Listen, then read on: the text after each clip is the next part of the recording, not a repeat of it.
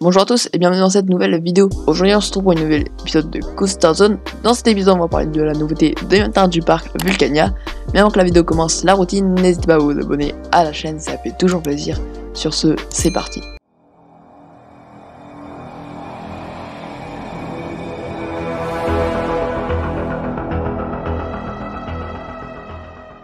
Avant de parler de la nouveauté, parlons un peu du parc. Vulcania est un parc d'attractions et un parc scientifique qui permet d'en savoir un peu plus sur les volcans, les séismes et l'espace.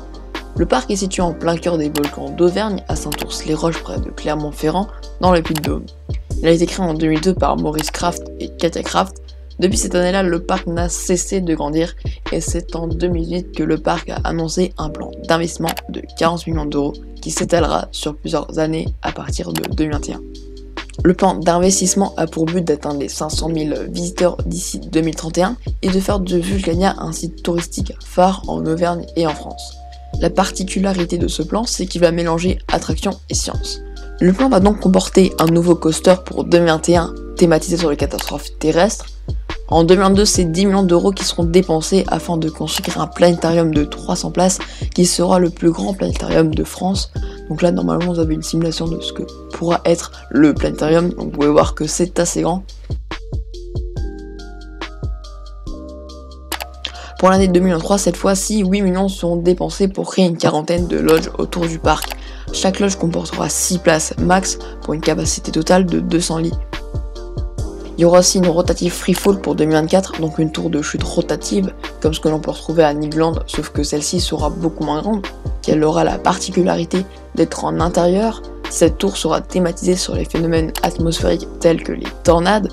Et pour finir, en 2026, le parc va s'offrir une attraction de type raft. Alors un raft c'est simple, c'est une attraction aquatique sur des bouées, attraction basique que l'on retrouve quasiment dans tous les parcs. Cette attraction sera thématisée sur les phénomènes marins qui est le Maelstrom. Pour ceux qui savent pas, un Maelstrom c'est simple, c'est une espèce de tourbillon marin. Mais à partir de cet élan, on peut imaginer plusieurs éléments, notamment un espèce de tourbillon rappelant le phénomène du Maelstrom, comme ce que l'on peut retrouver sur River Quest par exemple à Fantasyland.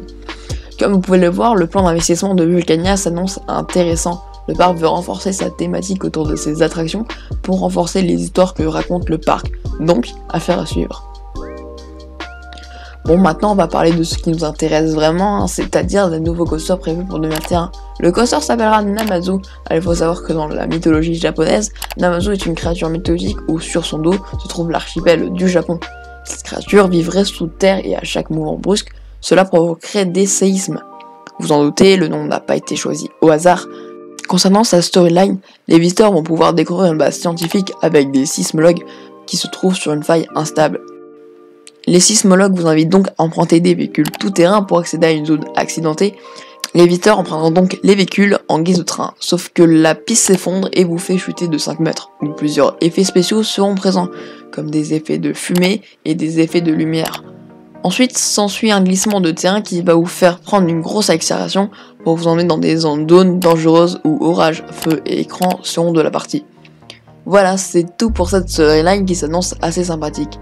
Alors il faut savoir que pour la visite de la base scientifique, celle-ci se passera dans la file d'attente et certainement dans un pré-show, car on peut voir dans les concept art qu'il y aura une espèce de zone dans laquelle se trouvera le pré-show.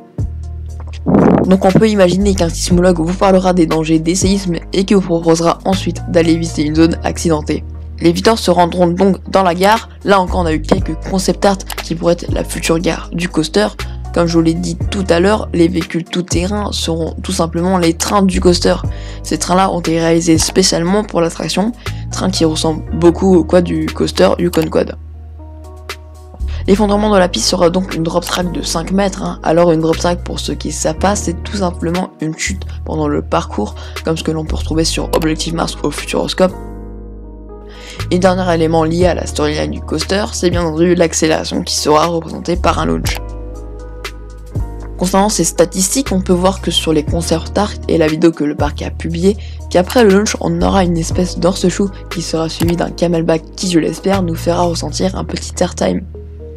Après le camelback se trouve un S-turn puis un second launch, et ensuite on a S-turn, demi-helix et bunny hop pour enfin arriver aux freins finaux. Le coaster possédera une longueur de 585 mètres, une hauteur maximale de 16 mètres, 2 loges à pneus, une drop track de 5 mètres, il y aura 2 trains de 12 passagers, le tout pour un rendement horaire de 650 personnes par heure, donc un bon débit pour un premier coaster. L'investissement total sera de 16 millions d'euros, donc un joli chiffre pour un premier coaster.